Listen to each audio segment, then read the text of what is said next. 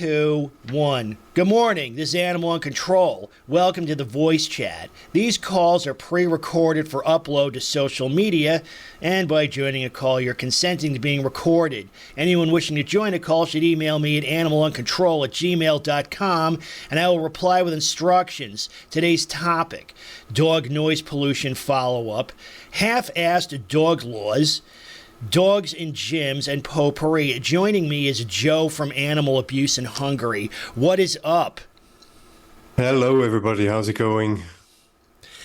You know, we're just, I guess everybody's just hanging in there. Any new, any new dog, interesting interactions or problems on your end? Well, they never end, as you know. It keeps coming up, so to speak. Yeah. So, I mean, the place where we live now is absolutely full of dogs. Oh, jeez. It's not as bad as it was in Hungary, but the thing here is that just the number of people who have dogs is just absolutely astronomical. Wow. And it's just actually, right, the room where I am in now is sometimes I just for fun, I stand at the window and I just count the seconds until I see a dog owner, walking his dog.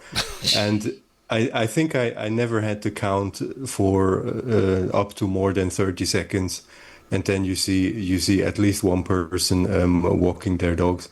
Like, no matter if it's in the morning, evening, midday, even at night sometimes. And it's just, the streets are full of dog shit because cleaning up the shit is not enforced at all. And yeah, we have, right next to our apartment building, there is a house like with relatively wealthy owners.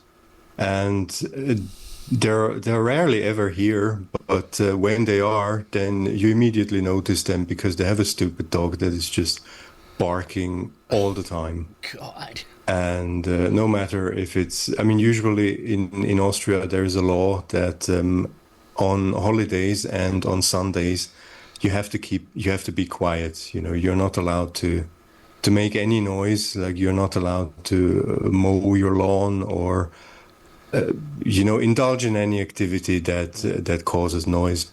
But as you can imagine, the dogs are, of course, just exempt from that rule. Of course. Unofficially. I don't know why, but they let their dog.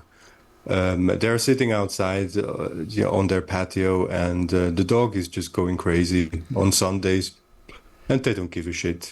They sip their cocktails and it's really, I just can't. It's, I really don't understand what's going on in their heads. But, don't we all? Yeah, well, I think there's probably nothing in their head. That's the problem. Yeah, it's just a void. It's like the space between their ears. It's interesting because normally you talk about like I say, we're subject to noise pollution, but if the noise is somehow useful, I guess you give it some leeway. But yeah, it's interesting. So if on a Sunday, one person, they put their dogs out to bark nonstop all day, that's fine. But if a neighbor across the street runs their lawnmower for 15 or 20 minutes, that's not okay, even though they have an interest in maintaining the property. But what does a barking dog accomplish? Like, what purpose does it serve? Yeah, I really none. No purpose at all. So I don't know. So we had, and I think that's the thing is everybody everybody recognizes the dog noise or the noise pollution as a problem. It's just that dogs are exempt, and that's really the whole the main issue in play here is that dogs and dog owners, they get a pass on all these, health and safety and so forth rules, right? Like, okay, Absolutely, hospitals have to be sterile, but if you want to bring a bunch of comfort dogs in to shed all over the place, exactly. Pull people's IV lines out, piss on the floor, it's all good, right? It's like, it's all good. And that's a problem. I'm going to, address that kind of thing in this meeting. But I don't know if you listened, last weekend, Mr. J and I were discussing dog noise pollution. There is a write-up on, he had this to share. And, what, if your town doesn't have, if your town or your county does not have any kind of noise ordinance, you might want to, send this in. But it focuses entirely on dog barking because, as you noted, pretty much every other source of noise pollution, including that from other animals, has already been addressed. It's just this one thing hanging out there, and that's why, we have such a dog noise pollution issue. So, chronic dog barking has become the number one neighborhood noise complaint.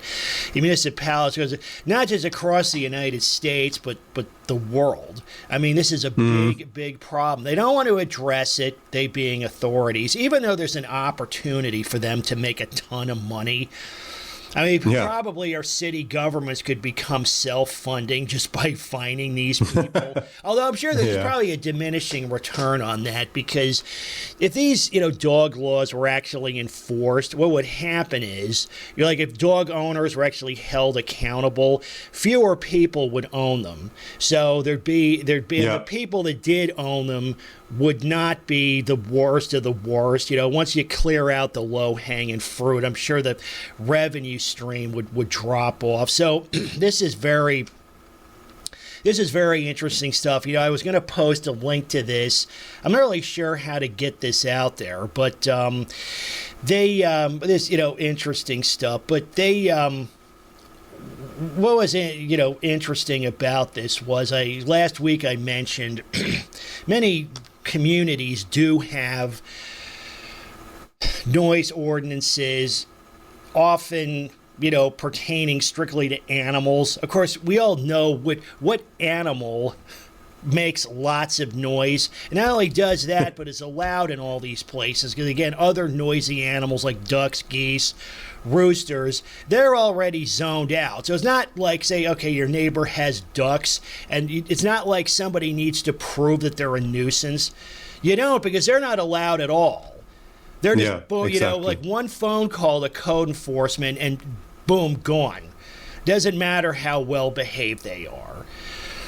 Yet, when you get into dogs, it's just, endless noise pollution. One thing I brought up last week was I said, you want to make sure, you talk about an abomination, a public policy abomination, something that's the boil on the ass of our legal systems, are what they call the multiple household rule.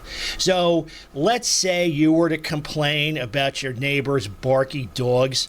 Under the multiple household rule, and there's different implementations of it, but you would need one or two or three other neighbors to agree, basically to co-complain essentially about that, not generally, but about that one dog owner. It's like, good luck doing that, because people, so many people are afraid to stand up. Even if the other neighbors are like, we're fed up with it too, not a lot of people will stand up. But the thing is, the folks need to understand that the point of the multiple household rule, right, they add that in there, so they make it virtually impossible to go after the noisy dog. So the purpose is not noise abatement. The purpose is to protect noisy dogs and their owners. It's another doggy double standard. It's another example of how, dogs in society get all kinds of special treatment, and if you could go on forever, about it. So, but you know what it was? It was interesting. I got a couple of, I mentioned this last week because they had a noise summit in my county, and this was a long time ago. This was like beginning of last decade, I think even before I started blogging. And of course, the biggest complaint was, barky dogs. So, of course, what are they? Of course, and some nutters were in there complaining about garbage trucks and leaf blowers and all kinds of, irrelevant, false equivalents, nonsense. So, but anyways, as a result, there was a noise ordinance proposed that included that. Now, of course, they already had a noise ordinance. I think the thing was if the dog barks more than 10 minutes, you can call police or animal control, and they'll come issue a citation. If they feel like it, they may issue. But then they came out with this abomination. It was a multiple household rule, plus they increased, they call it consecutive disruption, from 10 minutes to 30. Now, the thing is, that's like the opposite of what you want to do. It's like, I don't know how they handle, say, drunk driving laws in your country, but here, at least in most states, right, if the cop stops you and you're required by law to submit to the breathalyzer, if you're blowing more than, I think it's a .08, that's a DUI. Right? According to the machine. But imagine they said, we need to crack down on drunk drivers. So here's what we're going to do. We're going to increase the blood alcohol content from .08 to like .20, right? And we're going to 3 other drivers got to agree that it's a problem. Right. So exactly. Talk about it's like that's not going to reduce drunk driving. You don't reduce drunk driving by giving drunk drivers more protections. Like it's a total antithesis of the stated intent anyway. So here's what it was. So this was proposed. And this is in 2012. So here's what I wrote. I wrote my county administrator and the county attorney because it was a county level ordinance. Okay. So I said, a particular interest is Section 5, subsection J, titled Animals. Of course, I always, or at least at the time anyway, I try to avoid being overtly anti-dog. Because they like pets. So we'll make it a pet noise ordinance so we can deal with the 0.00001% of pet noise pollution that doesn't involve a dog, right? Yeah. You get maybe once every 5,000 years somebody gets meowed out of their house. But we can, we'll cover that person, right? So I said, too, as I raised all these issues, it neglects the noise victim right to peaceful use of his or her home. So I brought up the U.S. Constitution because, I have a right to be secure in my things, right? My home should not be swamped in dog noise pollution, and I should not have a yard full of dog crap, and I should not be attacked on the way to the mailbox and so forth, right? So, it says it's not only having loud pet noises broadcast in the home, frequent or loud durations, not only a threat to health, it prevents the occupant. This is what's important. The occupant from using their property for what they want. Okay? Because, what's the point of owning something if you can't use it for what you want it to, right? It's like, you have a right to own a car, but not to drive. You can't drive. Nobody can drive anywhere, but you can own all. Forget about that. Okay? So, and I brought this up, too, and this is kind of contentious. So, he neglects the noise victim's right to equal protection of laws. And it's not just the noise, it's the victim and the perp also. Because we have, and these are universal values, really, is that the idea of equal protection is if you have two groups, or more perhaps, of similarly situated people, they should be subject to the same rules. Right, whether it protects them or protects somebody else from them or whatever. In fact, there was, now I forget was it Oberfell or Ogerbelfell, or I don't know. There is this big civil rights case went to the Supreme Court last decade regarding gay marriage, right? Because really the whole gay couple thing, that battle had been won 20, 30 years earlier. But the thing was that I mean, there's laws specific to married couples, particularly tax laws. So a married couple, they can file jointly, like they can file a joint tax return, right, which may be advantageous in some cases. And there's also some tax benefits regarding inheritances and the like.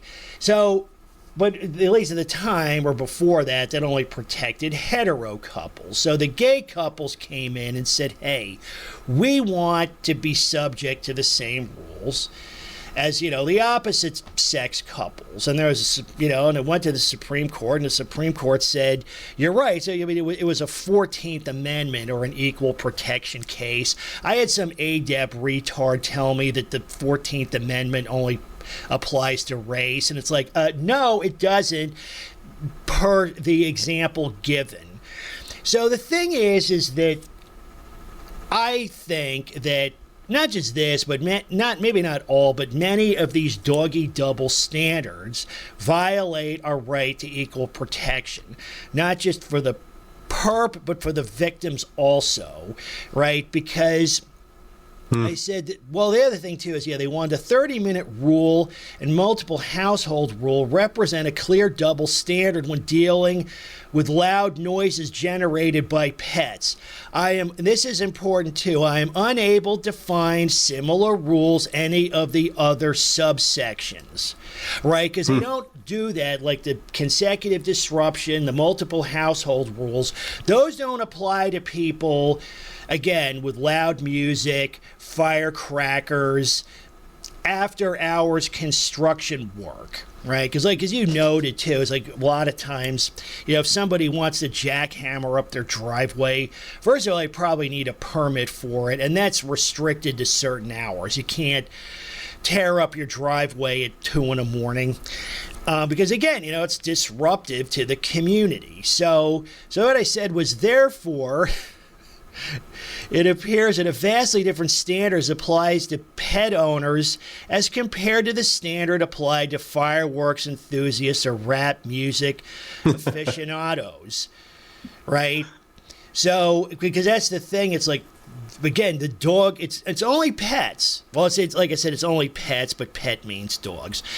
And maybe we could dig into this. So I said, propose the following changes. I said, remove the multiple household rule, reduce the duration. Okay, 30 minutes is ridiculous because 30 minutes nonstop.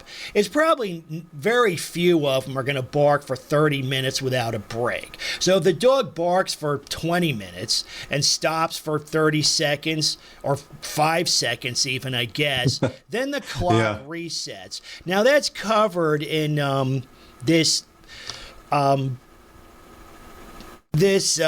petition we took a look at last week where they said, 15 minutes I think is still too long, or more than 3 barking incidents per hour. So that covers the intermediate barking, because otherwise, Rover gets to bark 59 minutes out of every hour, regardless of whether you can get, neighbors to, agree that it's a problem. Because you might be the only one who is, right, depending on how the homes are situated. So, this is an abomination.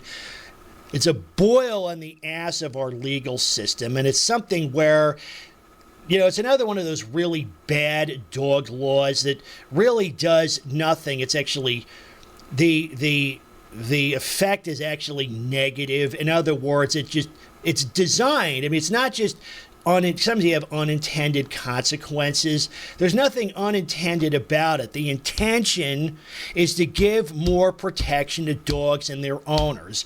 That's why they write this bullshit in here. So maybe I won't dwell on this too much, but this was in 2012. And what happened was I followed up. I got a reply from the county attorney. And he wrote me, and he agreed, because I made a big point about it being an equal protection violation. And he said, you know what, you're right. So the proposed law was thrown out. And I don't know if it's strictly because of what I said or for some other reason was thrown out, but I checked something recently. Fast forward a few years, what gets implemented? This is my county's noise ordinance, right? And they have all these subsections. Let's go to the top, okay? Noise originating within the unincorporated areas. Property is negatively affected, blah, blah, blah, blah, blah, all this, like, political, like, okay, whereas a board of commissioners need to effectively control and abate noise pollution in unincorporated areas of the county. Okay, effectively controlling noise pollution and infraction of the existing noise ordinance has been a recurring issue. Well, as the thing was, like, before, the prior noise ordinance was garbage, not even so much because of the way it was written, but due to enforcement, because, you know, when I was having issues with the dog across the street, you say, okay, the dog's been barking for a half hour, go write him a citation. But they don't care about that. Again, because there's a difference between law and policy. So even though the law says, okay, this is what's prescribed, they just do whatever they feel like anyway, right? So, protecting, encouraging, and a lot of this comes down to businesses, because I live just outside of a big party town where there's lots of, you know, rock and roll bars and all these events and things that generate lots of noise, right? But the thing is that, you know, if you don't appreciate that stuff, like if you don't want to listen to really bad Leonard Skinner covers at 2 a.m, don't live downtown. I mean, okay, you go out into the, quote, suburbs, right, where it should be a lot quieter. But I think that's what triggers a lot of this stuff. So you have all these subsections, recognition of authority for enacting this ordinance. You know, Florida is enacted. Okay, but here's the thing. This ordinance is enacted pursuant to Article 2, Section 7 of the Florida Constitution, which provides that adequate provision shall be made by law for the abatement of excessive and unnecessary noise. Okay. And it goes into measurement of sound, because a lot of it depends on the actual sound level. And last week we talked about the decibel scale and all that kind of thing. Okay, noise, blah, blah, blah, blah, blah, blah, blah. So, civil breach of the peace, disorderly conduct. Yeah, there's a lot of, like, really sophisticated, you know, legalese in here. Okay, radios, televisions, phonographs. Okay, now they're getting into the type of noise itself, horn signaling devices, radios, televisions, and so forth, loudspeakers, sound amplifiers, noises to attract attention, right? Shouting, exhausts, like you get these, you know, motorcycles with loud mufflers, defect in vehicle or load, airboats, motor vehicles. Okay, this is, now it gets to animals, right? So the owning, harboring, possessing, or keeping of any dog, animal, or bird which causes frequent, habitual, or long continued noise, which is plainly audible across a property line of the animal owner, lasting, here it is, 30 minutes or more, while the animal is unprovoked. And of course, this is weasel language also. They're going to say, well, the dog was provoked by, I don't know, the wind blowing, or you know, or maybe what, you know, or somebody breathed someplace, right? Shall be prima facie evidence of a violation of this ordinance. Okay, now here it comes. Everybody, hope everybody's sitting down, buckle up, here it comes. For purposes of this subsection, a citation may be issued when 2 or more complaining witnesses who reside in 2 different chambers or dwelling units complete sworn affidavits. So really it's only 2 homes. I thought it was 3, but But even 2 is a pretty big, hurdle. So yeah, you'd have to go to another neighbor and say, hey, do you want to, let's go like swear out affidavits, right? Forget about just going public. Like you actually got to swear out an affidavit. So alleging, so it's like 2 citation maybe, and this is just to get a citation issued. They don't have to pay yet because the way citations work, it's like speeding tickets. Right, the officer gives you your citation, and you can couple of things. You can just plead guilty. You sign, yes, I did it.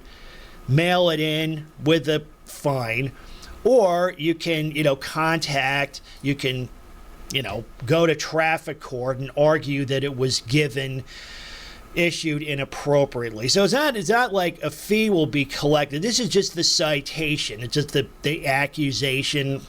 Okay, a citation to be issued when 2 or more complaining witnesses who reside in 2 different chambers or dwelling units complete sworn affidavits alleging the disturbance of the peace.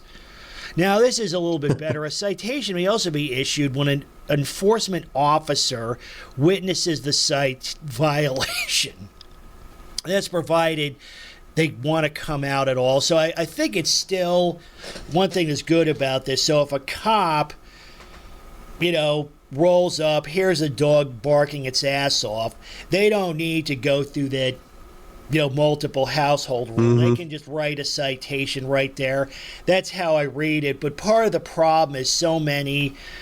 But here's a weasel word, like may, meaning he can if he wants. Yeah. That's the problem. See, the thing is, we need stronger language. It should be issued. And I put that in the letter I was just sharing, that it's not that they can do it, that they must do it. That's what needs to happen. Okay, so, and you know what, if they don't want, it's the same thing with, and I guess our enforcement people. Well, it's not just everything from cops, prosecutors, judges have discretion, but the problem is, given the ridiculous amount of political capital that's been attributed to dogs and their owners, that the tendency is to give the dog owner as much leeway as possible, right? So they go, well, Rover's just having a bad day. No, it should be citation shall be issued or must be issued. And that's the other problem with this, too. They use that may word here. So even if you jump through the hoops, you get another neighbor, you go down, you go to the courthouse, here's our sworn affidavits, here's all the evidence, right? They can still say, you know what, fuck you. That's the problem. Yeah. That's the problem, right?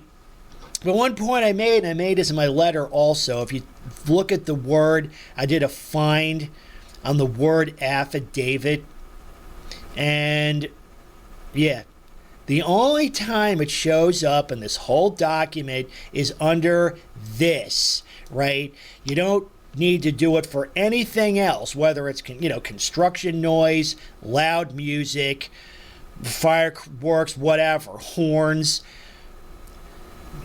Only this had really these two things, 30 minutes or more, right? They don't do that with fireworks. They don't say, okay, they have to set off fireworks for at least a half hour. No, I mean, most days, 362 days a year, you can't light off fireworks at all, period. So, and I look at stuff like this, and this is, indicative of all the, or goes to the point that these animals and their owners, they have a ridiculous amount of political capital, and they're also granted all sorts of perks, privileges, protections that nobody else gets. Because again, other noise polluters don't get it. I made that point here. I said, therefore it appears that a vastly different standard is applied to pet owners as compared to the standard applied to fireworks enthusiasts or rap music aficionados. And somebody might argue, okay, that's tech, because really, again, we're talking about the owners here. not the means. Yeah, the dog is making the noise, but the owner's accountable for it. That two is you've got, okay, you take these, we'll take three like similarly situated groups of people. We got barky dog people, we got firework people, and we got loud music people. The barky dog people are subject to a different set of standards than those other two. Why? Like, or is that, congruent with our democratic principles, like equal treatment under the law? I don't think, I can't see how it is. It can't be. I think, and even if it's not, even if it is congruent with the 14th Amendment, I think clearly it's unfair and unjust because the victims have a different set of protection also, right? If your neighbor's got a loud party going, you just pick up the phone, boom, done. But if it's a barky dog, there's all these other hoops you got to jump through. And it is, I think, at best, it's unjust, unreasonable, and unfair. What do you think? Yeah, well, absolutely. Like, I can tell you that, strangely enough, the law is almost exactly the same here.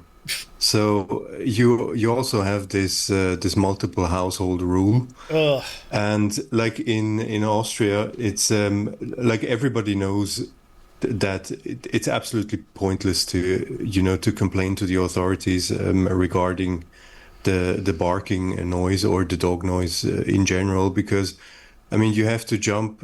First of all, you have this multiple household rule, and then also I think the law says that you have to kind of write down the duration and the dates of the barking for you need a barking law. A certain exactly. I don't know how long. I don't know how long it is, but it's definitely not just 1 or 2 days. So you have to go through this nonsense that for weeks on end you have to listen to this nonsense and write down pedantically, like it started on 4:32 p.m. and went on till 5:07, and it started again on 5:48, and Yep. You have to go through that for I don't know how many days. And then you need another neighbor or just somebody else in the same area to actually confirm that. And then you have to go with that to the authorities. And then usually in Austria, like everybody knows that you will probably have to wait for months, until the authorities actually get to it. Like nobody knows what what they are actually doing, but it takes them months to even get back to you. And if they do something, and if they actually, like, even if the outcome will be positive, in your favor, it just means that they'll get a warning, first of all. Yeah. So the dog owner will get a warning, which is usually just a really lame letter by the city magistrate saying that, yeah, like we got a complaint because of your dog and please make it shut up.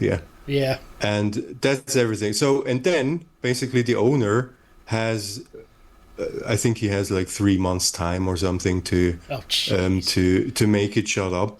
And then if the owner doesn't do anything, then you as the victim, you have to start the whole process again. You have to come up with the log, with the barking log. Again, you have to find another neighbor, because of the multiple household rule. Again, you have to go to the authorities, hand all that in, probably wait 2 or 3 months for them to get back to you. And just the same as you said here, the authorities, they can just totally, in a totally arbitrary way, they can just decide to also just to tell you, no, we are not going to do anything. And they don't have to justify their decision. They can just, if you are unlucky and your request will end up with some bureaucrat that actually owns a dog and who thinks that you're probably just some dog hater, then they will just write back to you and say, no, your request was declined. Yep. And that's the end of it, you know. Yeah, well, that's the end of what it. it So says here. It's like a citation may be issued, meaning they can exactly. if they want to, right? It's just arbitrary, you know. It's up to their discretion, and it's like I said, yeah, it's ridiculous. And the point of these laws, people need to understand. There was an interesting conversation thread on the dog-free Reddits the other day, and I participated in it, but. You know, the point of those, you're almost better off with nothing, because the point of these laws is they're saying, look, dog people, we got your back. So if some evil hater doesn't want to listen to your dog all the time, don't worry about it. You know, again, you're protected. Exactly. We got you. And I think what that does is it actually, you know, like the entitlement attitude that dog people have is, I think it's actually... what's a word I'm looking for? It's promoted or enhanced or enabled by this lopsided public policy environment. Because they know they're going to get away with whatever it is. Even if somebody's killed, what happens? It's like, well, you know, they must have done something to provoke it. You know, derp, derp, derp. Dogs don't attack for no reason. So, but the whole, well, basically, the bottom line is the 2-cent version is the whole system is rigged in favor of dogs, and that needs to change. And, you know, but really before we get traction on any of this other stuff, but yeah, with the conversation in the Reddits, actually we're discussing, you know, BSL, like pit bull restrictions and dangerous dog laws and all that. And I saw two of the frequent commenters kind of got into it, because one of them was saying, it's like, look, these pit bull bans are garbage. They're not worth 2 seconds of anyone's time, you know. And the other one said, well, you know, what are we supposed to do? Or even if it, you know, if it saves one life, maybe we should do it. But I jumped in and I said, look, I think what's being expressed here is that, again, these like half-assed dog laws actually make the problem worse. In other words, actually worse than doing nothing. And you see that, I mean, I'm sure that's expressed here, but because what's interesting, even if you go back to this, you know, a thought I had was that a lot of this is intentional, right? Barking, you know, dog noise pollution is torture. You know, it's torment for many people, and it's intentional, but then they know that they can torment people further with this bullshit. Yes, we're going to, you know, force you to keep a barking log for 2 weeks. Yes, you got to gather all this evidence. Yeah, we're going to force you to jump through all these hoops and still do nothing. So it's just a way to further burden and torment the victim. And really, it's absurdly unjust.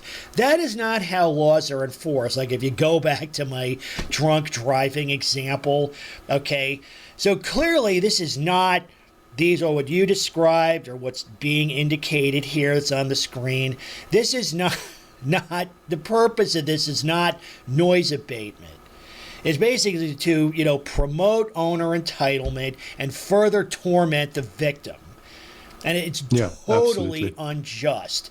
It's ridiculously unjust. But, you know, what I was saying was with the, go back to that conversation in the Reddits, what I said was, I said, you got, again, I'm appealing to authority. I said, look, I've been doing this a long time, and these half-assed dog laws have, I guess, what you would call a boomerang effect, where, you know, that's when you sort of campaign against something, at least ostensibly, you make the problem worse. So if you take, like, say, a pit bull ban as a good, you know, it's a good example. Say, okay, pit bulls are banned in the jurisdiction. But what do you do if somebody has an illegal pit bull? Well, just kind of like with this, they don't do anything, right? They do nothing. But what does that do? It basically it results in it may not be the unintended, perhaps even the intended consequence. It results in more people having them. because people know that, whatever they do, they're going to, at least with their dog, they're going to get away with it. And I've seen this too, and probably you have, and many folks have, is that they break the law in a very smug way. They're like, yeah, I got my dog in a grocery store. What are you going to do about it, peasant? Yeah. It's a service dog. Or, yeah, you know what? My dog's shit in your yard. Well, you know what? Your yard is my dog's toilet. What are you going to do? Yeah. Call police? They're not going to do it. So and it comes up, too, is sometimes people put up signs like, don't let your dog poop on my lawn. What happens? That more people bring their dogs there to shit.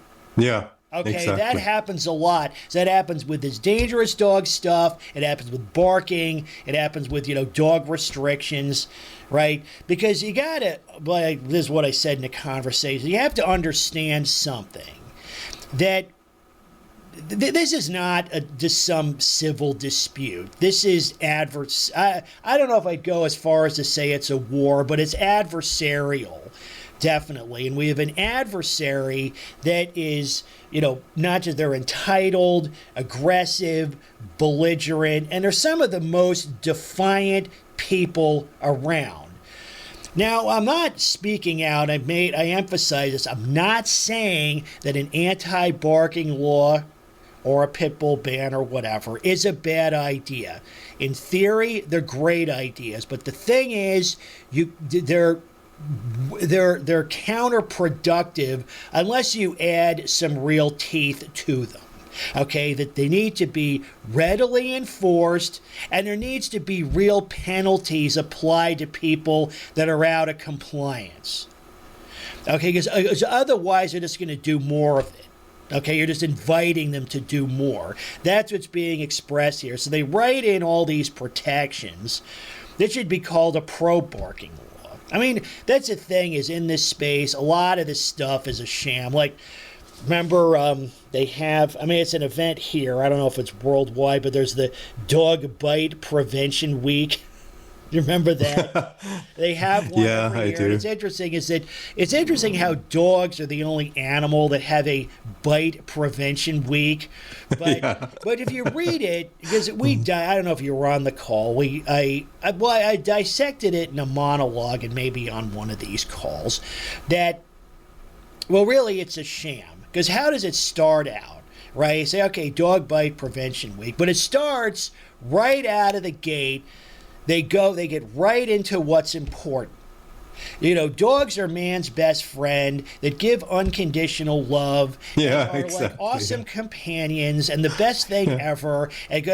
So clearly, what is that? Really, it's a few things. When we went through this, it promotes, it pushes dog propaganda. It minimizes the outcomes. They talk about a bite. Oh, it's just a wee little nip that took somebody's head completely off. And also, it's a setup for victim blaming. Because if these animals are so just over-the-top wonderful, they're only biting or attacking when somebody's doing something really, really bad. The allegory to that is, let's say we've got a lung cancer prevention week, but then how does that start out? This is, again, hypothetical. Say, well, tobacco smoking is a very pleasurable and glamorous activity enjoyed by many. Did you know that, smoking can help improve concentration and focus? So what is that? It's either tobacco lobby propaganda or somehow it's somehow been captured by a pro-smoking interest, right? So the whole thing is a sham. All these things are a sham. But, we need to push for public policy changes that actually protect people from these things. Because it's another point. I wrote a bunch of remarks because Mr. J and I, we had a really good segment last week, but there are some things I thought about that I forgot about during the call or neglected to mention. But when you've got a dog noise pollution issue, right, that's not just a dispute. That is a scenario where you have a perp and you have a victim. Yeah. Okay, that's not. So the thing is the state has an interest in restraining the perp. That's what they need to do, because what's being expressed here, it's interesting, yeah, because you live in another country, but you have a virtually identical arrangement is where, in that scenario, the burden is put, the restraint is put on the victim, which is the exact opposite of what it should be. So it's not just a dispute. You have a perp and the victim. The state needs to restrain the perp and protect the victim, not the other way around. The other, points I wanted to make also was, and I may have made this point, but, you look at all the toxic aspects of dogs in society. Dog attacks, dog noise pollution, dog waste everywhere, and dogs in places they don't belong, etc., etc. That all these are closely related. So, by going after, even if we're going to single out the noisy dogs, by doing that, like if we go after them for real and not in a completely half-assed counterproductive way like this, but for real, that's going to result in fewer people having them.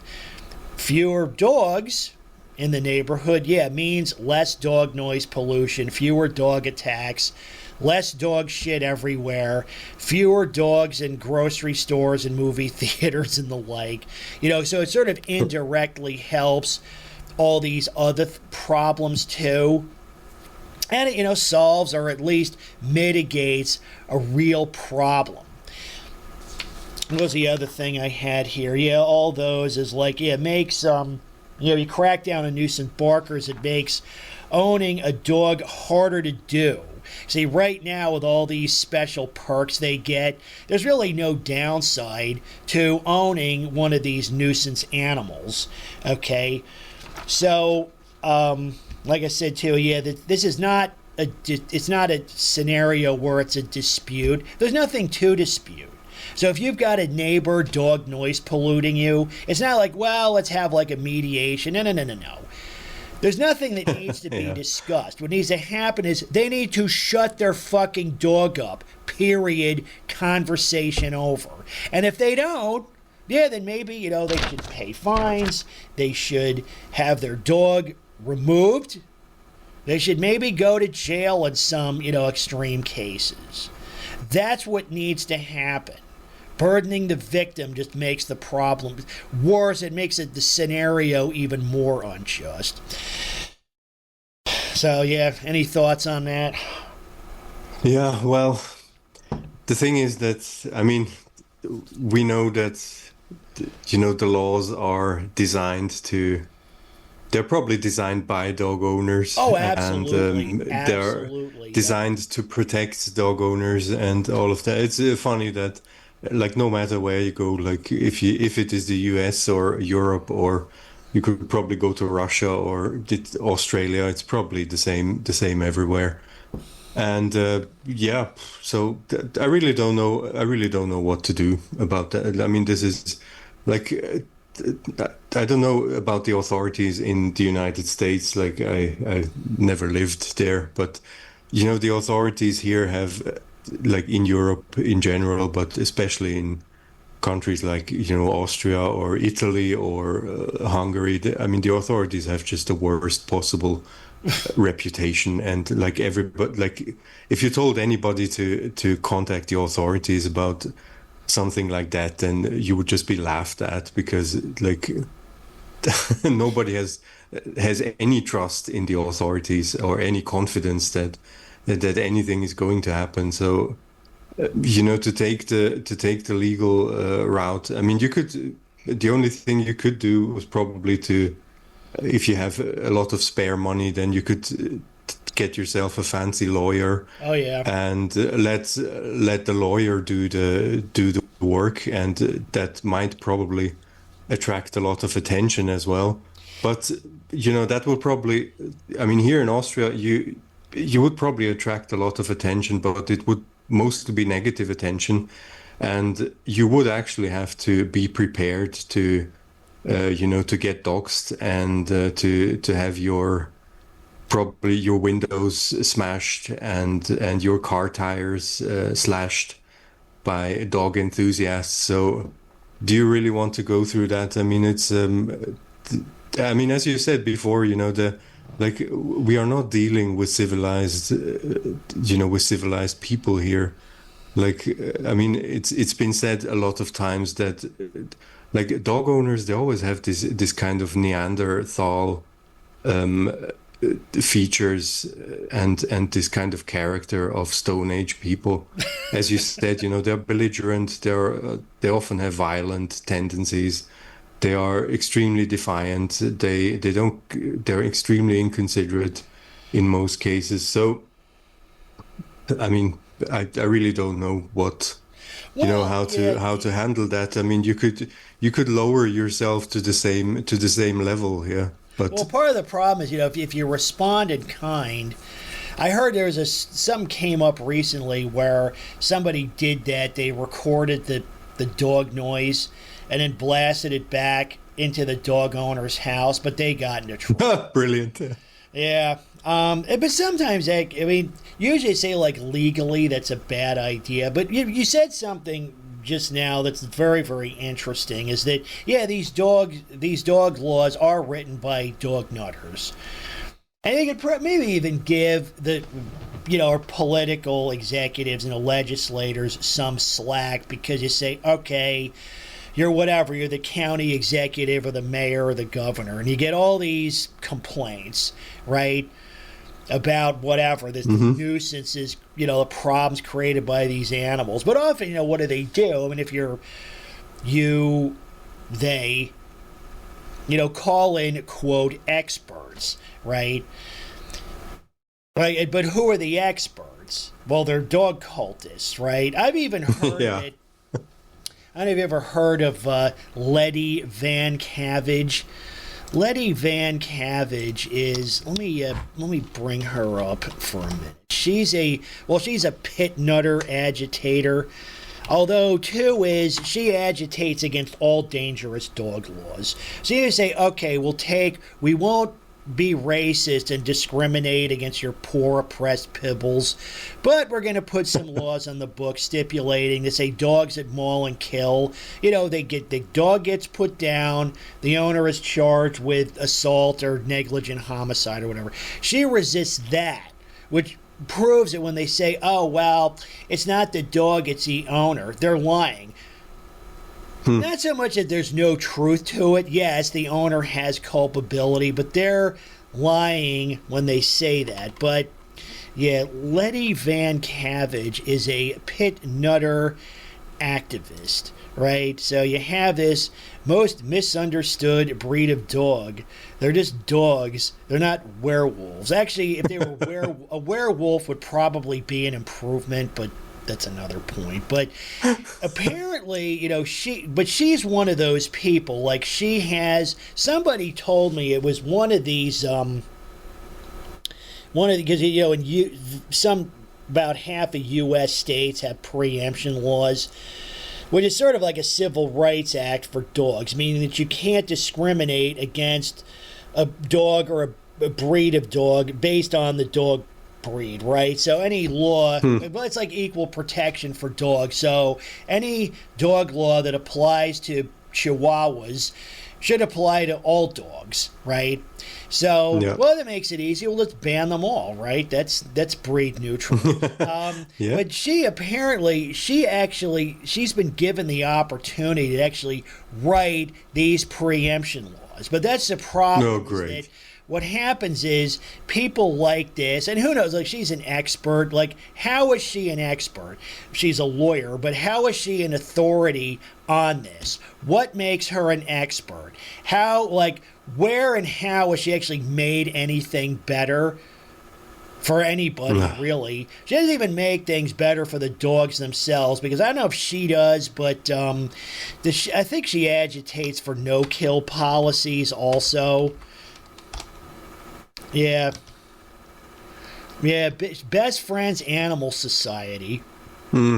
She's a senior legislative attorney, right, and a key figure in their no-kill initiatives, which really, that, among other things, that just contributes to animal suffering. So, but she's a legislative attorney. But that's the thing is, see, we wind up with legislative cancer like this due to this kind of political advocacy. And like I keep saying, what needs to happen is there needs to be some .orgs, some lobbying groups to counter this. Because right now, like I said, if you're in a state or some jurisdiction with a dangerous dog problem, and say, oh, let's call in the experts.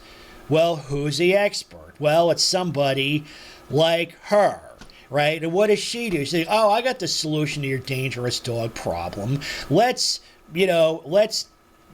craft a law making it illegal to ban pit bulls or whatever dog breed tops your fatality charts. That's not going to fix anything. I mean, as I pointed out, a lot of these pit bull bans are designed to fail, but that doesn't matter. It's like saying, okay, we're going to make it law that we can't ban them.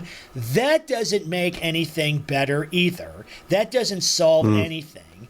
But that's the thing is like the solution. I mean, if we want to start like, civil wars all over the earth, and we could just, fight it out gun to gun. I mean, that, I'm prepared to do that if that's where they want to take this. Like if we could say, okay, if the civic body has died and it's just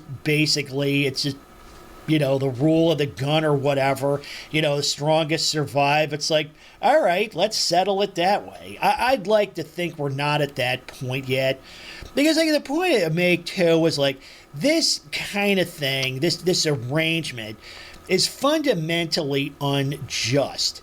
It goes counter to all of our classical liberal or democratic values, because that's what they've done is they've, made themselves into an you've got the dogs themselves are sacred animals and everybody has to respect that. It's not just in their religion. It's like, no, everybody needs to bow down at the altar of dog.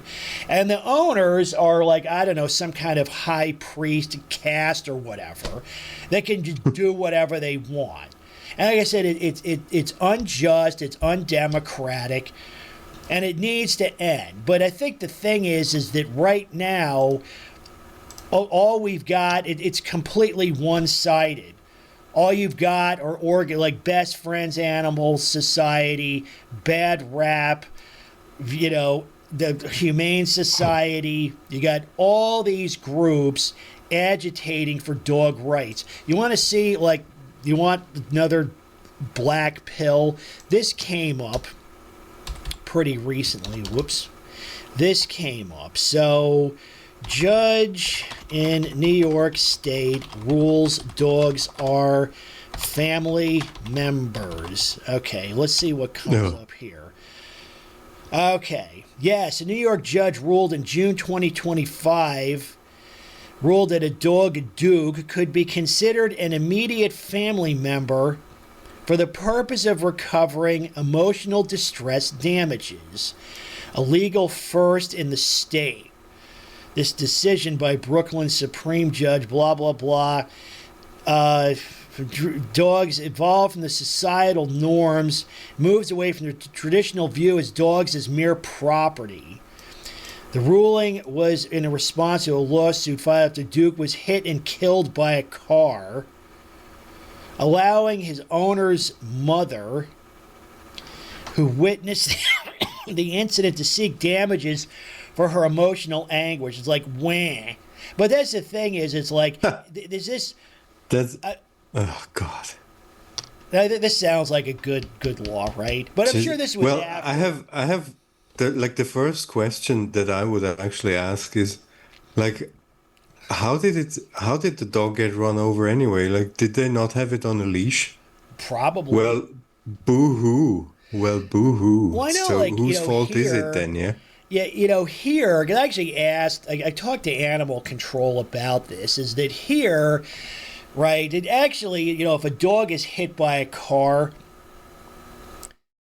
typically, or at least the default, the blame actually does go to the dog owner.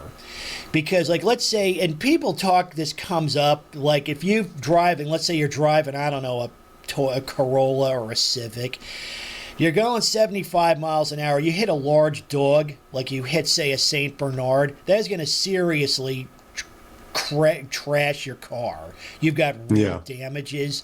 And the thing is, the way it at least used to work, I don't know if it's still the case, is that you would have a claim against the dog owner for damages, provided you're operating the vehicle legally, like you're, you know, obeying all traffic signs, you're a licensed driver, you're not drunk, and et cetera, et cetera, et cetera. So really the blame, and that's the thing is like, yeah, well, a lot of it too is I think this is also another way to deflect blame away from the owner, because who figure, okay, well, whose dog was it? They brought the dog into the community and they failed to control it. Right, they let it loose, run loose in the road, and it got pancaked.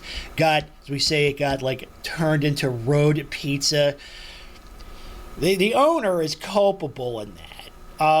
But this is the kind of thing of witnesses, but this is not good. I would argue that, you know, again, it's just another way to, well, it enhanced dog rights, but I think even if you look at it in the abstract, considered an immediate family members.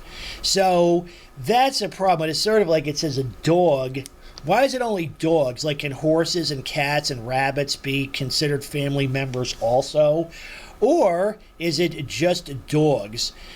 Now, the other thing, too, is the consider that, you know, I think part of this was driven by, there was a case in New York City not too long ago. I posted on my community page about it, where a quote, a service dog, wink wink, was mauled by, you know, a couple of pit bulls, and, you know, in Manhattan. And supposedly, it was kind of funny because supposedly the Chihuahua was a service dog, but the owner, like, quote, split custody with her ex-partner.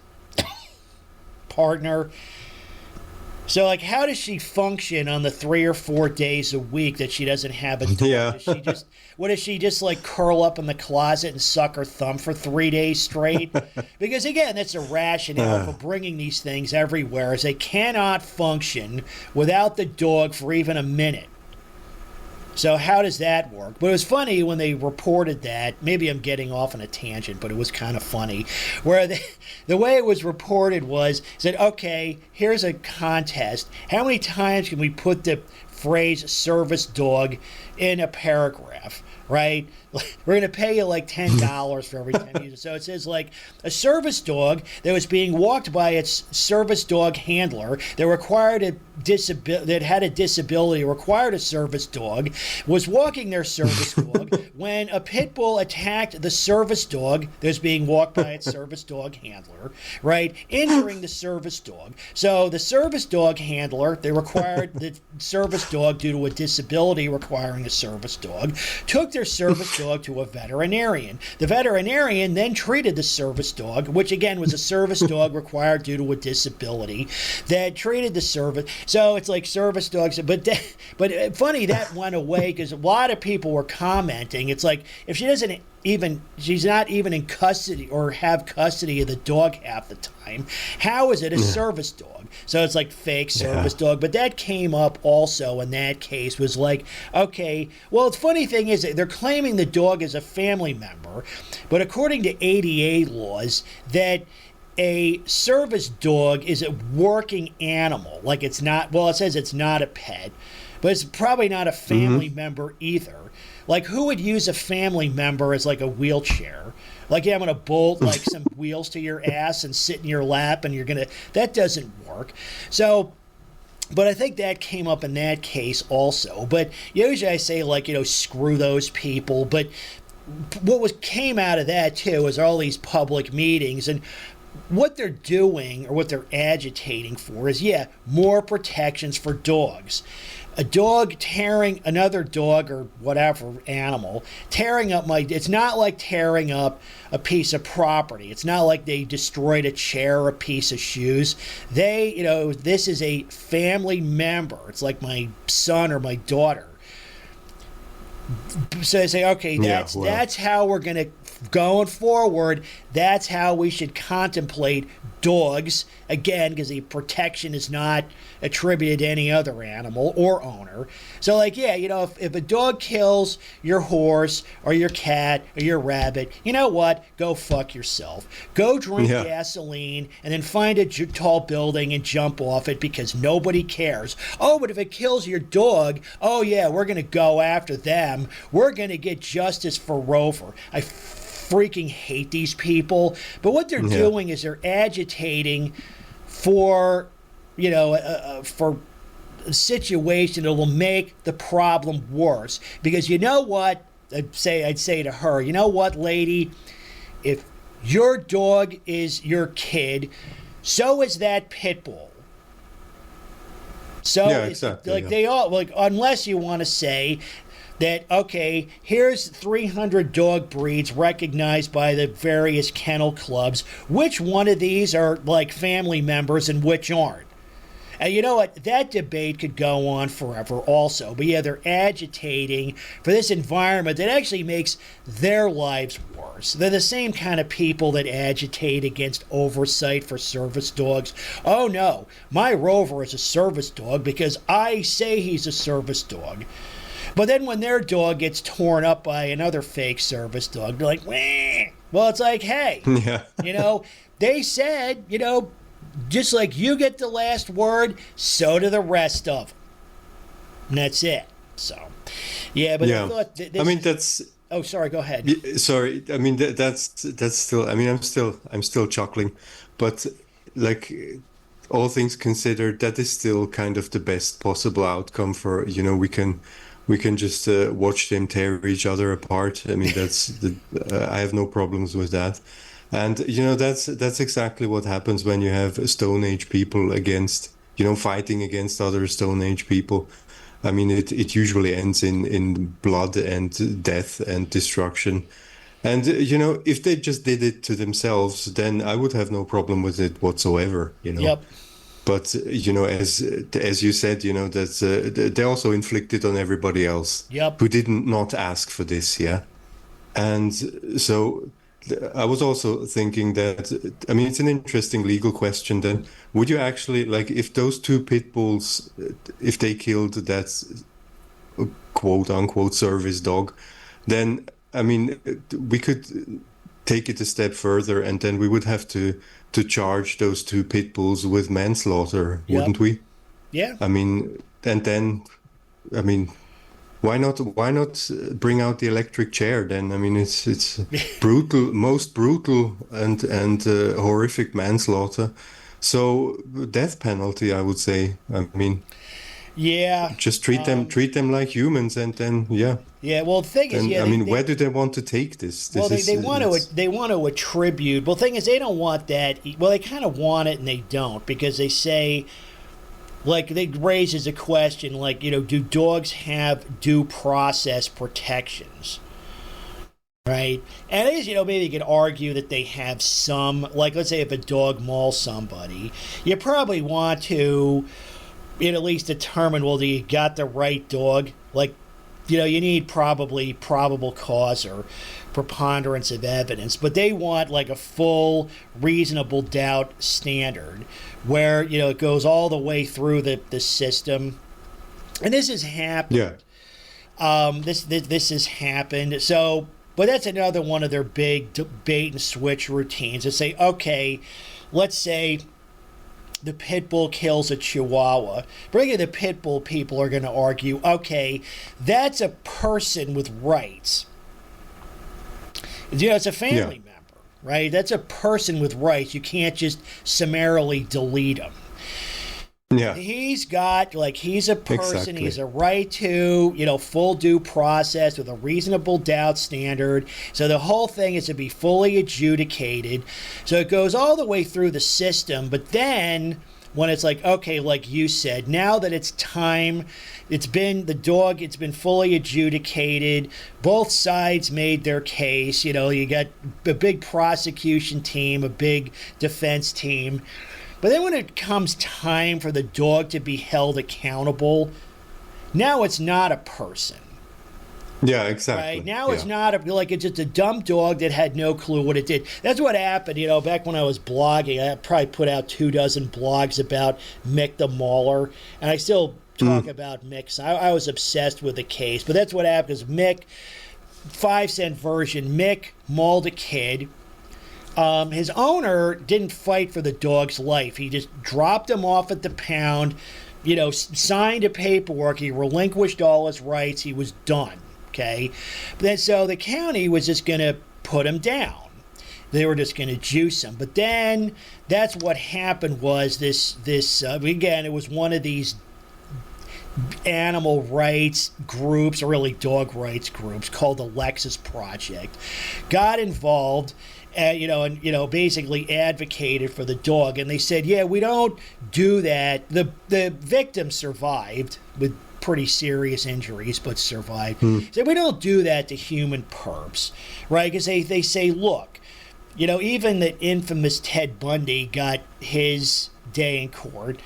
And more than a day, because I think there was like after he was convicted, there was something like 7 or 8 years of appeals before he finally got the electric chair. Yeah. So I said, okay, but going back, the Lexus Project said, look, Mick has a right to due process. Okay, you can't just we don't just kill people in our society. And of course I said, yeah, and a dog is not a person. But exactly. That's what happened was it was fully adjudicated, and what happened was the sentence was Mick would spend he got sentenced to life in jail. And I don't mean not at the pound. It was actually it was in a jail. It was actually the women's lockup at the county jail. He was put in a cell and everything, and the female convicts would take care of him. They'd feed him and clean up after him and stuff. So the dog was sentenced to I got to think, how cartoonish is this, right? So anyway, that's what the deal was cut, because the Lexus Project said, look, we'll put the dog in jail where, the public is protected, right? It's unlikely he's going to it's unlikely he's going to get out. The public is protected, but the dog gets to live, right? So, the deal judge said, fine, agreed, and that happened. But then as soon as the dog was locked up, again, like I said earlier, it was a bait and switch. The whole narrative completely flipped. Now they're saying, look, that's not a person. Mick is not a person, okay? He's just a dumb dog. He had no clue what he did, okay? Locking him up in a jail cell for the rest of his life is cruel, okay? It's cruel, and so now they're agitating to get him out. And he had health problems, too. I think he had skin cancer or something. Of course, the vet can always do a jail visit, like he doesn't have to. So then what happened was, then he was sprung. He got released. He was released into custody of his lawyer. So basically he got out. So, and I think that was the intent in the beginning. But that's the kind of thing is that's going to flip-flop. Like you were saying, if it's a person, let's, or even with noise polluting, right? If you want to hold the dog directly accountable, you want to treat it like a person, fine. Hold him, accountable just like any other person. And if he doesn't shut up, if he doesn't pay the citation, think about how ridiculous that is, then you know what? Yeah, throw him in jail. But that's not going to happen, because it's the dog only has rights when it's convenient. not when it isn't. That's the well. Is that really the problem? Is like, look, I oppose animal rights. I support animal welfare, but animal welfare and animal rights are not the same thing. If the dog has rights, and yeah, it does mean he has a right to, say, full due process, public access, and all that stuff. Even voting, you know, it's like, hey, is Rover a Democrat or Republican? You know, I mean, you know, is he wearing a MAGA hat? Like, what's up with that? Because that's what animal rights means. I think people who agitate for that really don't understand what that is or what the implications are. But in any case,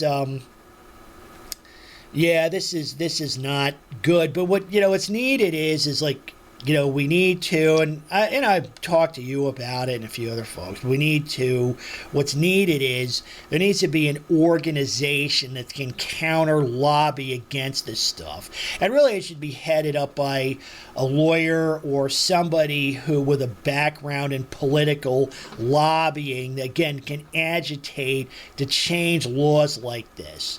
But I think it can. I think we can win. But the thing is like, yeah, we need to take the fight to that level.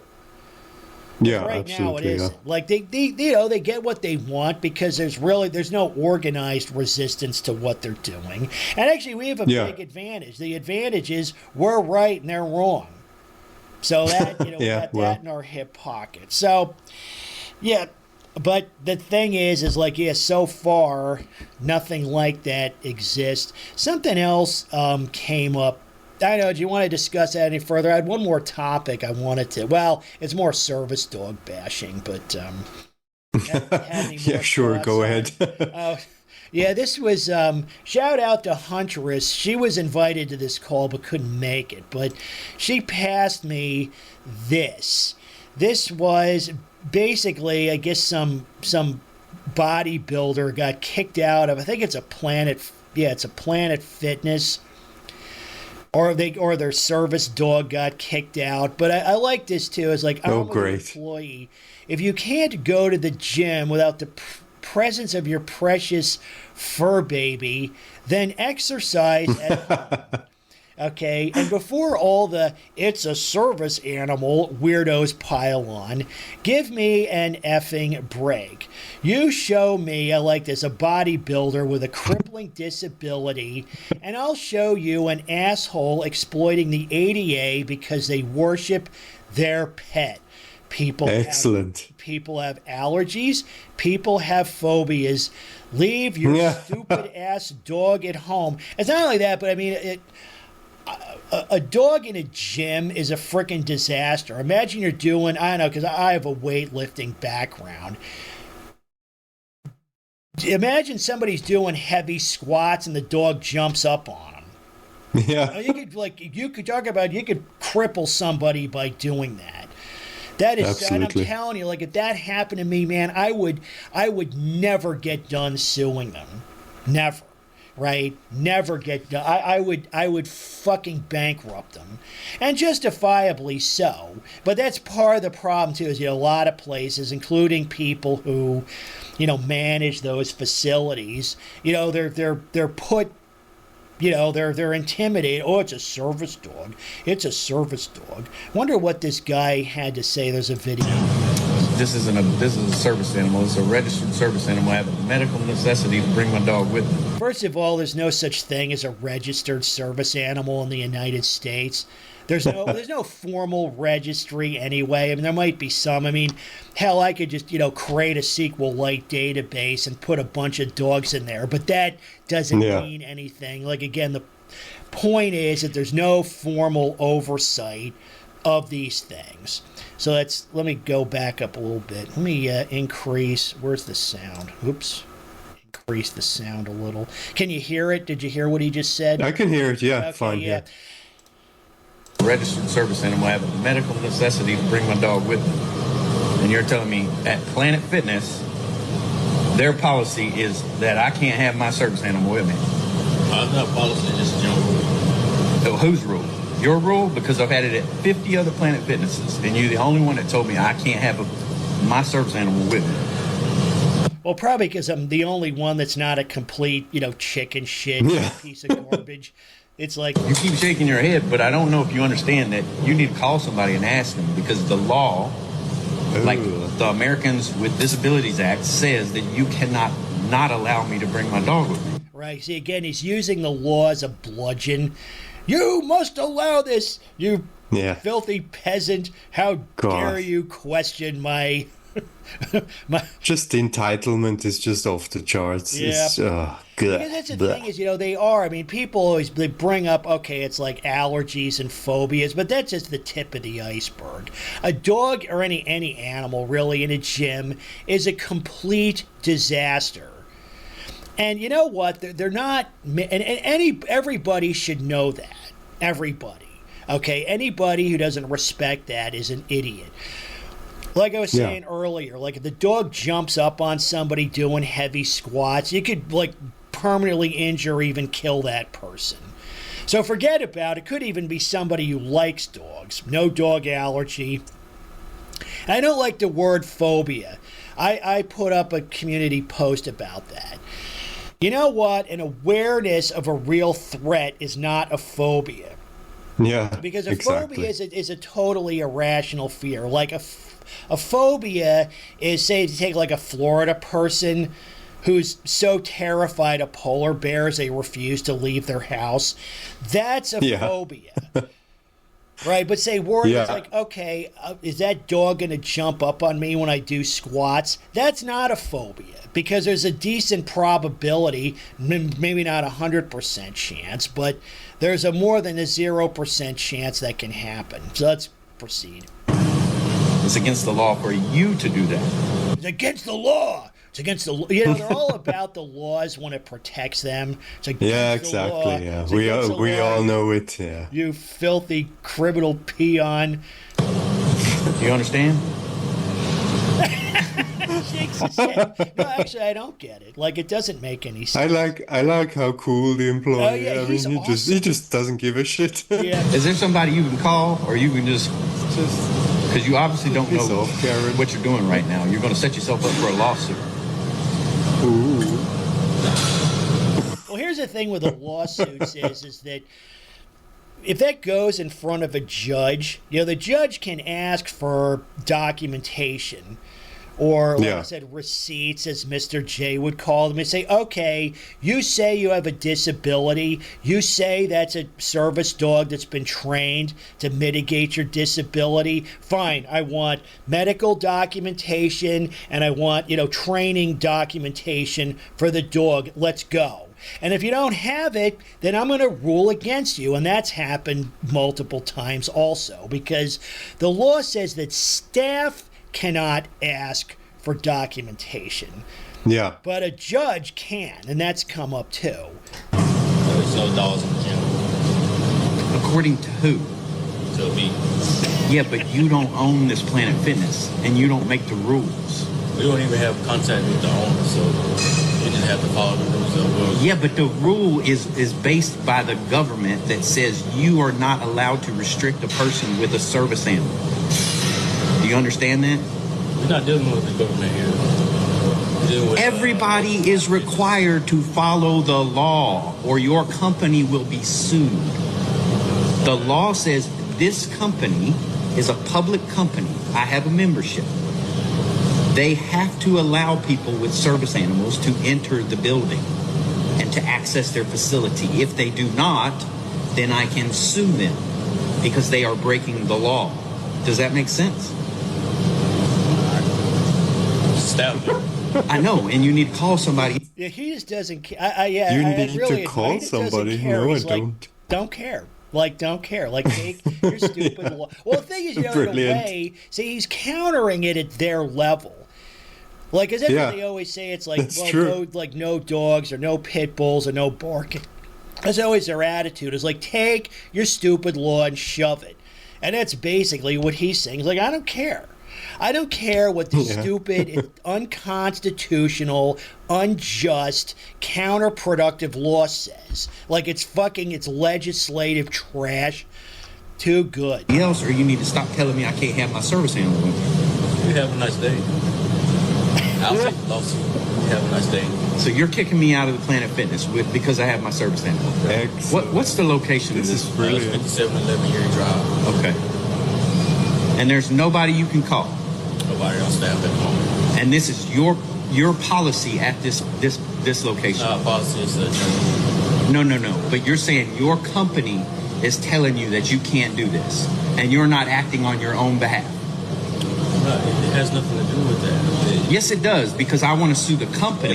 It does, because, again, dogs don't belong in gyms. Okay? Jesus, what an idiot. Way too problematic. Well, I think the thing, though, is, I mean, there is something to be said for what the dog nutter is saying, right? Because that's the thing is there's no oversight of these things. There's nothing that, stipulates, really anything.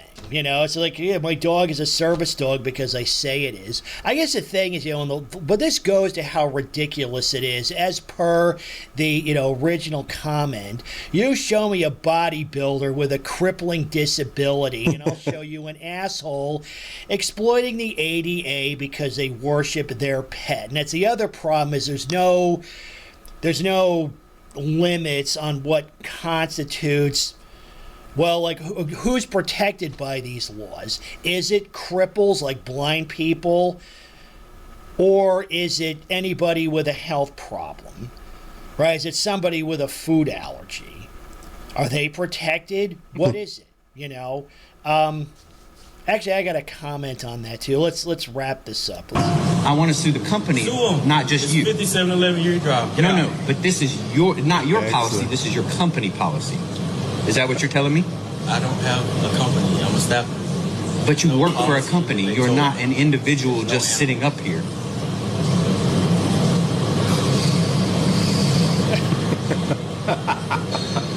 Brilliant.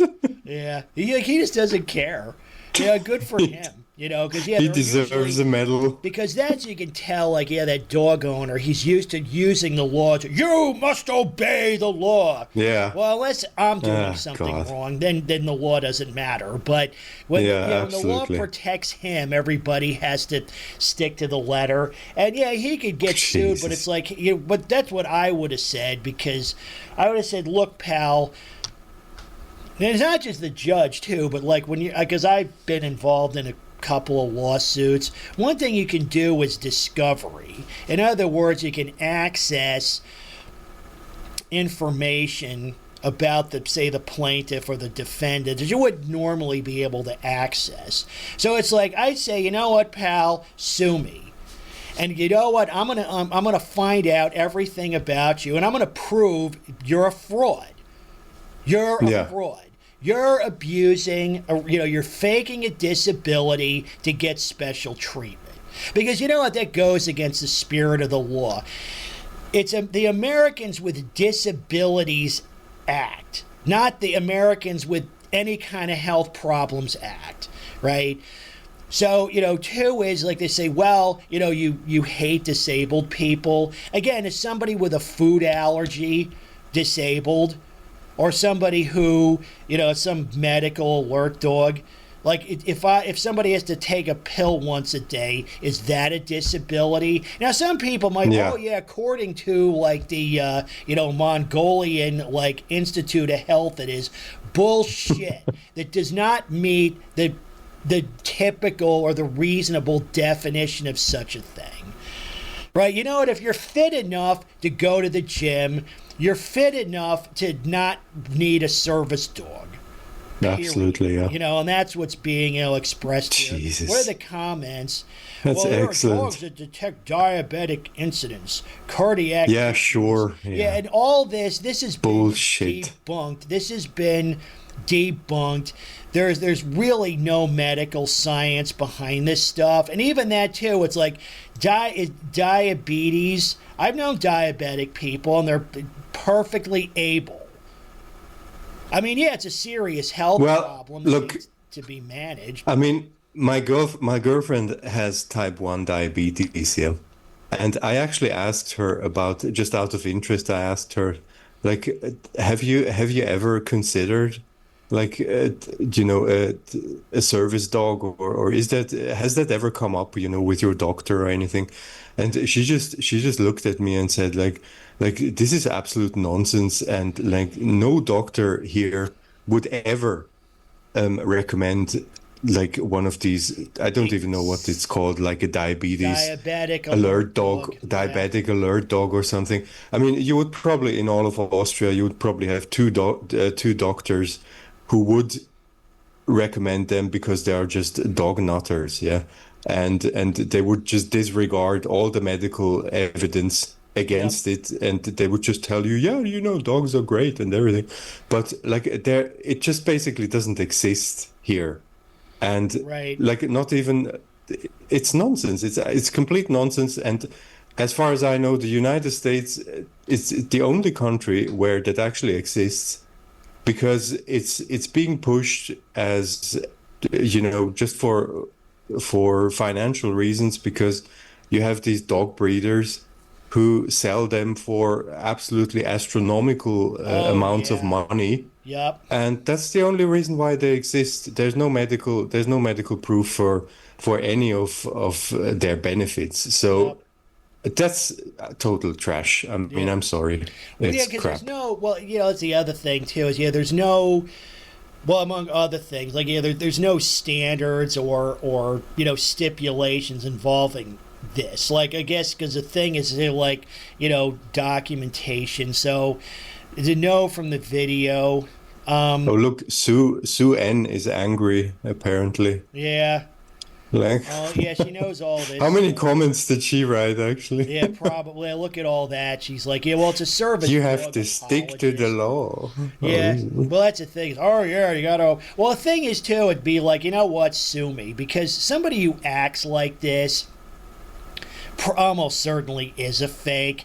Okay, but again, the problem is that the whole thing is totally nebulous, because there's no definition. Like, there's no real clear definitions of anything. It's like, okay, well, a service dog is a dog trained to assist a person with a disability. But never says, like, okay, trained by who, trained to do what, trained in what way. They're not tested. Right, like most things, like you would think, okay, even things like, because I got my C card, my scuba diving cert a long time ago, and again, it's just for hobby diving. I don't do like underwater salvage or anything. I haven't used it in 30 years, but even something like that, it's like, yeah, you got to, take as stipulations, like formal stipulations for such a thing. I had to pass an open water test. In other words, we were diving. Talk about passing a test or being uncomfortable. You ever go, like, diving in a lake in New Jersey in May? Because it was like, yeah, it's like not pleasant, to say the least. and I had to pass a written test also. But again, there's no such thing attached to this. It's totally based on the honor system.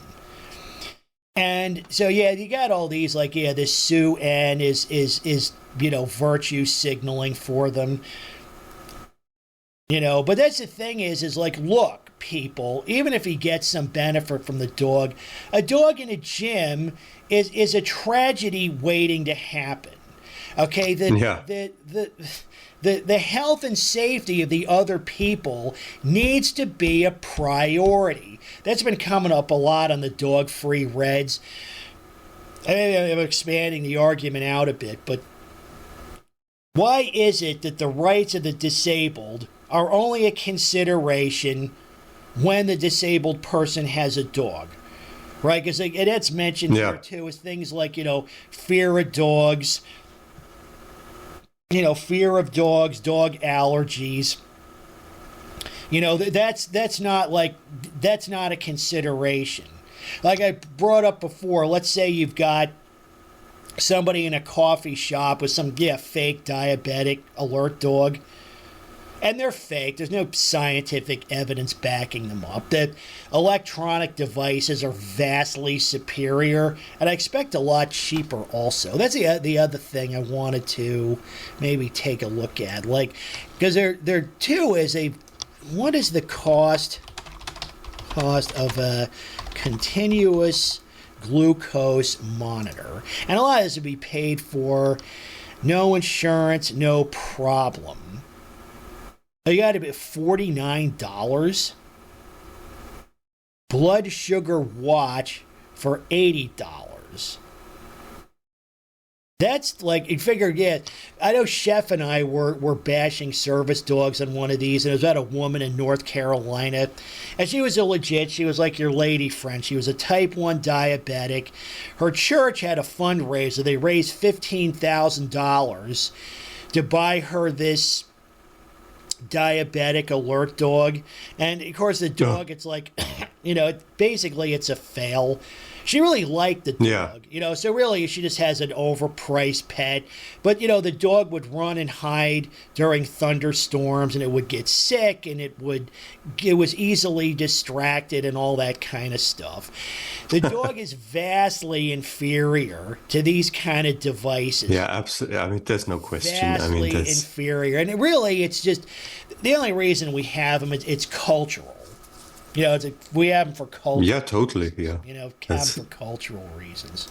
So, let's see what else people got. There are also people allergic to dogs, cats.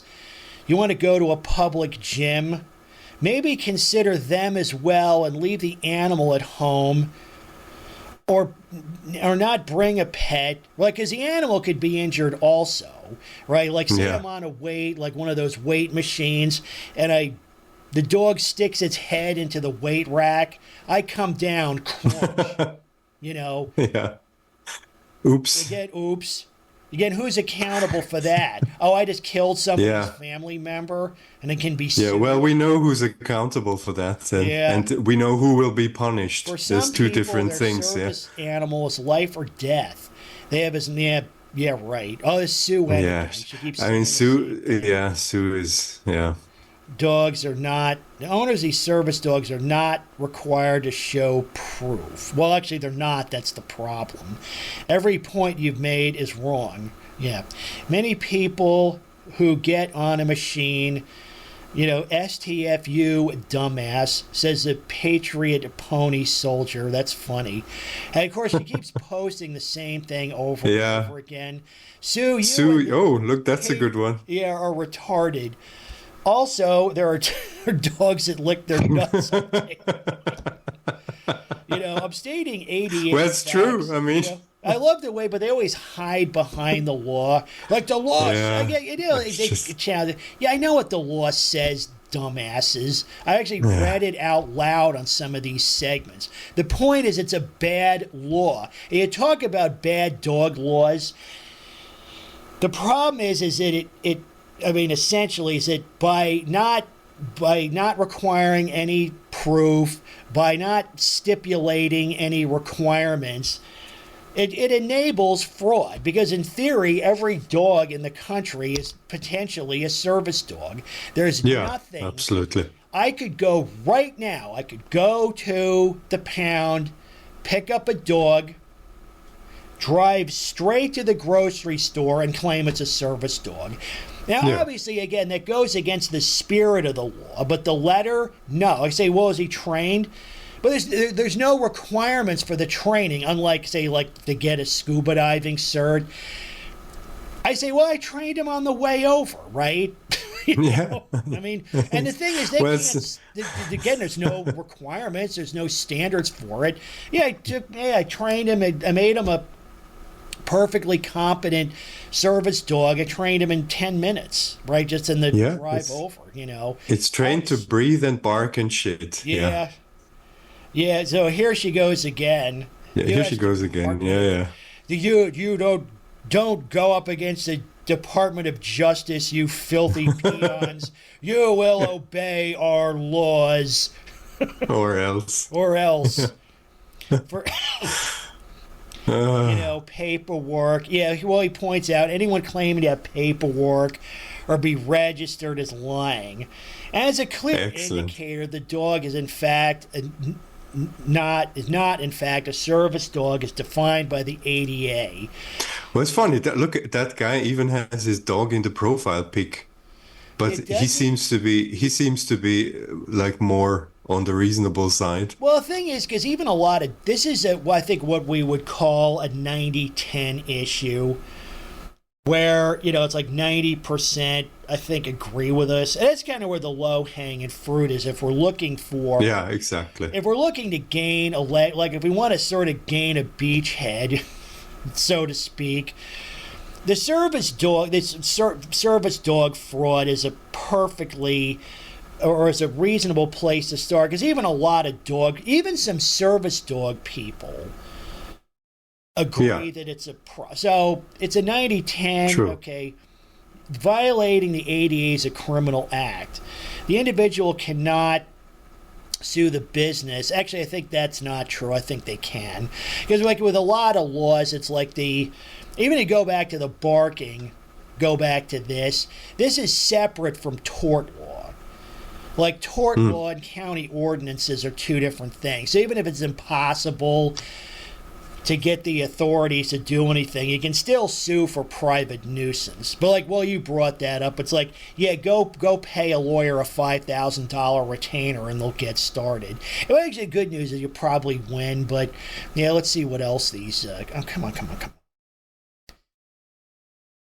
Yeah, cool story. Go home and call your lawyer. Yeah, right. And those of us with allergies or simply don't want dogs around, too bad for us, right? Well, yeah, indeed, peon. I don't understand why the owners are not required to show proof. But, they're not, because the AAiH is an expression of dog culture, not disabled culture, right? You can't just park in a handicap spot and be all like, trust me, bro, I look okay and all, but I have a handicap. And that's another point, too, and it goes back to unequal protection, because here we do have, have you ever been to the U.S., any large parking lot is required to have reserved spaces for disabled people, typically right very close to the establishment. It's preferred parking. But the thing is, they need a permit for that.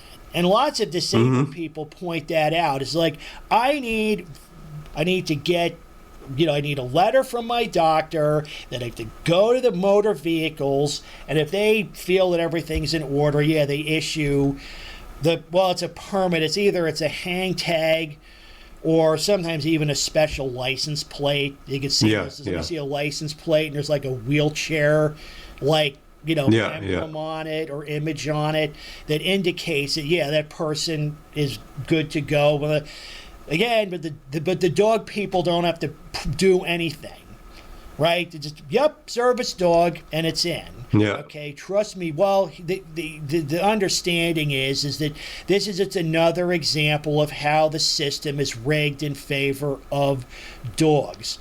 Okay. To be fair, the dog this is another good point too. I didn't even think of this, because maybe if it's sniffing around, pulling on the leash, totally distracted. Not a service dog. Not a service dog. So. That's a good point also, right? And this person has a dog as their image too, right? So, goes should be, dictated, should run their business. Okay, if they lose business because of he's using a pure free market argument here. But I think the thing, too, is a lot of places do accommodate even obvious fakes because maybe they think it's good for business. I don't think that it is. Right? If I was in that gym, if he'd allowed that dog in, I'd be like, you know what, I'm canceling, I'm canceling my membership right now. And I'd be noisy about it, too, because that is a safety hazard. And their, imaginary health problem does not supersede the health and safety of everyone else in here. It's ridiculous. Absolutely. Okay, and again, we talk about like with this stuff is like there's so many ways to address the problem that do not involve a bloodthirsty shit mutt. Okay. Yeah. A festering, foul, noxious shit beast. Okay, there's so many better ways, and that's the thing that goes back to my civics argument. Okay, if you have a problem to solve, just as a citizen, if a person has a problem to solve, yeah, they have a right to pick and choose a solution. However, they should choose, it's incumbent on them to choose a solution that's not harmful to others. I use an example the other week. I got a lot of chuckles out of it. I said, okay, you know what? I'm going to claim a mobility impairment. Okay? I need a wheelchair. Okay. And I think people with wheelchairs should be accommodated. But here's the thing. I'm going to diesel power it. Okay, I'm gonna run it with a small diesel engine. You can get these like small diesel engine. Okay, so I'm not gonna run it with batteries because batteries are for like panty waist and limp wristed like girly boys. I'm going to run it with this. Okay, I'm going to power my wheelchair with this. Okay, with this, a 212 stroke diesel engine, air-cooled diesel motor with large fuel tank for go-kart, log splitters, and lawnmowers. So I'm sure there's some way you could power. Now, so I go to Walmart, and I'm going to run this thing up and down the aisle. Well, the first thing that comes to mind is that, okay, this is producing toxic fumes like carbon monoxide. So people say, oh, no, that shouldn't be allowed. You can't allow that because, again, why? Because it's harmful to others. Oh, but the dog isn't. But again, it's another double standard. Like a diesel-powered wheelchair would never be allowed. Oh, wait, but isn't that ableist as a disabled person? Yeah, exactly. The dog people get to solve their problem any way they want. They could say, yeah. Anybody who doesn't want to suck down diesel fumes can fuck off. They can get the hell out. Okay, because I get to do whatever I want. That's what the dog people are expressing. So the thing is, this would not be allowed. It's an interesting idea, though. But I'm sure, I don't know if anybody's actually tried to do this, but somebody with a sufficient mechanical ability could do that. You could power a wheelchair with something like this. Again, you wouldn't want to because you can't bring it indoors, but it comes up with, the Florida hurricanes and power outages. Every big power outage is always on the news. There's a couple of rocket scientists self-eliminate by running the generator indoors, and they turn their house into, I shouldn't laugh, but yeah, well, I guess that's there's a Darwinian principle in it. Yeah, well. But So if he ever has to go to jail for anything, and they have the dog there too, probably. Okay. Yeah. Okay, here's a really good one. That's a good one, yeah. Yeah, AAiH should be sued for all the horrors inflicted on the public with all these dumb mutant beasts in public. If my incontinent granny has to be diapered in public, then so should dogs, and muzzled too. The number of dog bites, attacks, and maulings are rising rapidly. So thank you. Oh, here's one. Thank you, Sue. Yeah, shut up. That's great. They can go work out. So anyway, I like this. So anyway, Huntress sent this over. Thanks for doing so. Yeah, I get a lot of stuff in the background. I do my own due diligence, but people send stuff like this over, and I appreciate getting it. It's more fodder, and it goes to the point too. Is that those ADA laws need to be seriously revised or thrown out, and maybe too. That's the other thing is that these big corporations have the political capital to change something, to change this. like Planet Fitness. I guess the other thing is Planet Fitness a public company? Here's another thought I had. We probably should close it out soon. Is Planet Fitness a public company? Okay, yeah, yes. It went public. As the ticker symbol is PLNT. Here's a thought, just for the, food for thought, was, maybe we can take a page from the environmental movement. And of course, dogs are a disaster for the environment also. But again, it's something a .org can do. Is what you do is you buy up shares in these companies. So now if you just buy one share, you're a partial owner. That entitles you to go to like shareholders meetings and the like, to have input in the process.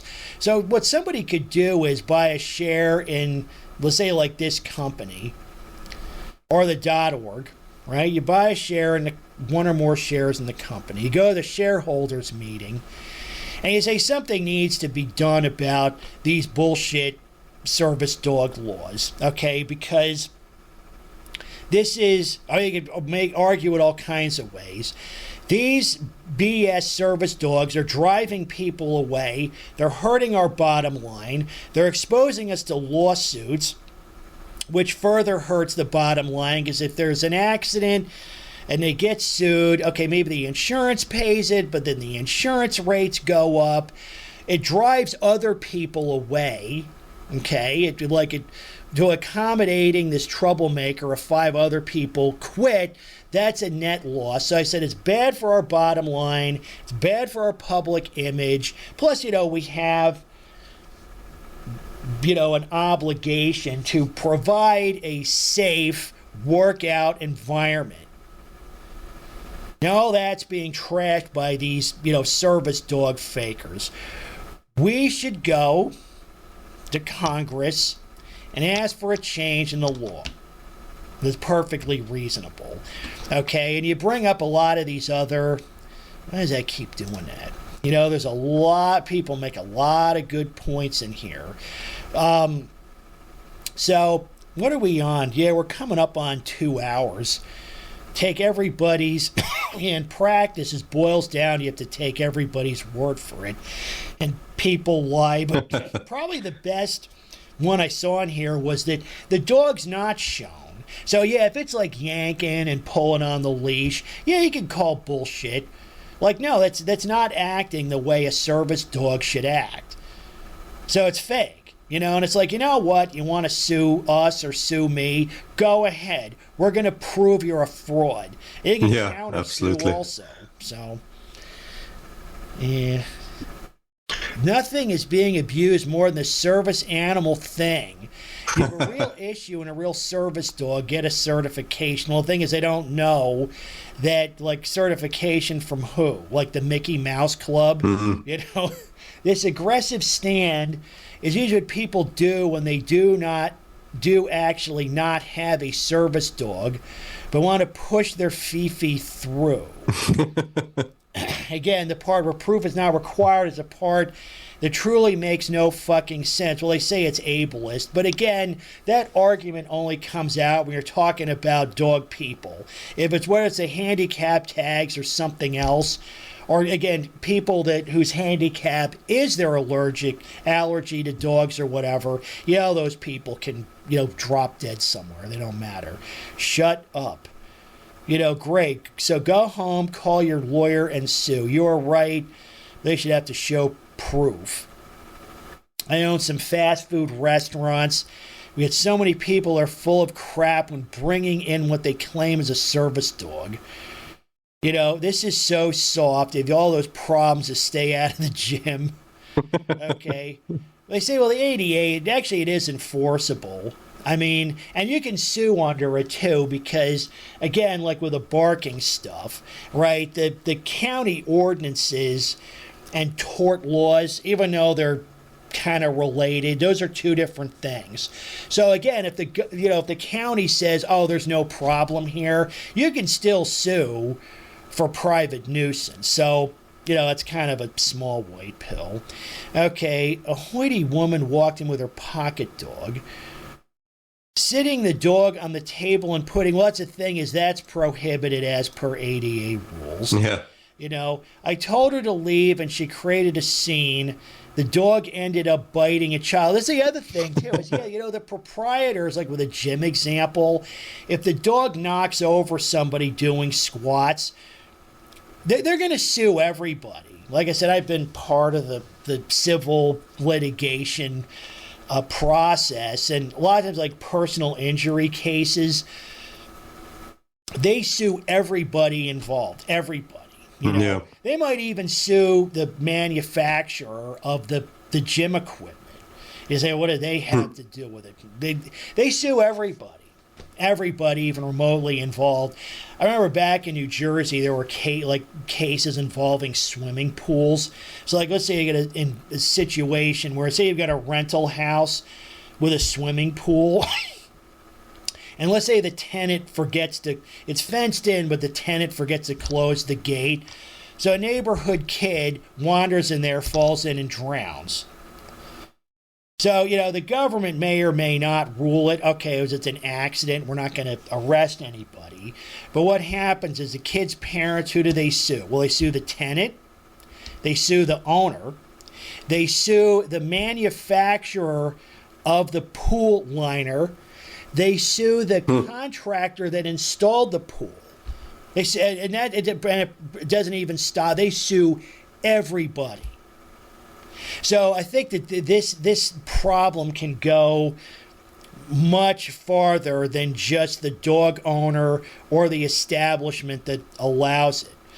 Well, notice always affluent whites who are like, I have a disease that I need. Yeah, it's a little bit bigoted. But yeah, anyway. Any thoughts on this before we close out? But we need to talk some more about, again, countering this stuff. Because the reason they get what they want is there's no organized resistance to it. You just have people congratulate. I would totally buy a beer for this guy. I'd be like, I just wanted to say the same, yeah. Yeah, dude, I mean, you're totally... He stayed cool, dude, you're totally awesome, Totally. He deserves a medal, yeah. Yeah, he did great, So anyway... Oh, sorry, go ahead. Sorry, no, I just wanted to say that, first of all, we see the usual entitlement. We are already kind of used to that. And also, I find it kind of ridiculous that, he filmed the whole situation, and how common it has become, to just take your smartphone immediately and just film every interaction because you think you are in the right. And then you have to put it online, and it just shows that apparently the dog owner, he had no self-awareness whatsoever. Yeah. Because he just made an absolute fool of himself, and you also see it in the comments that there's probably 90% of the comments are in favor of the employee anyway. Yep. So it just shows that they're entitled, they have no self-awareness. And it's just you can hear it that he's just a very very dislikable person. I was saying earlier, because that's the thing is that this whole scenario, talk about normally it's lack of enforcement or just lack of laws, but this is the same kind of thing where you've got a law that's so nebulous. It basically says, okay, dog people, just do whatever you want. But what that does is that has created, and promoted the entitlement attitude of these people because he's so used to just being everybody just folding up for him. Yeah, oh, totally. Yeah. He's just and the thing is that's the problem, like we were saying earlier, with these half-assed dog laws that, it just, that's really where the entitlement attitude comes from. Because it's look, I'm probably breaking the rules, but so what? So. Absolutely, yeah. And, that needs to be dealt with. Like, that's really what needs to stop. They need to be, prevented from getting away with everything. So. Yeah, I think that's a good closing statement, isn't it? It is. Anyway, thanks for joining. It's been great talking to you. My pleasure. Yeah, it's been great talking to you, and we'll have to do another one. Likewise. More at some point. Again, I've been talking to a lot of people in the background about creating the .org. And I keep talking about it, but the point I make, it's something I can be part of and would be, but I'm not the right to be the leader or to actually put together something like that. We need one or more people with a background in political lobbying. Yeah. I'm not that person. So again, if we're going to, agitate against, legislative trash like this, we need the right kind of people. Because I want to put together something against this, but I don't know if when I put this together, like, is this really the right way to approach something like that?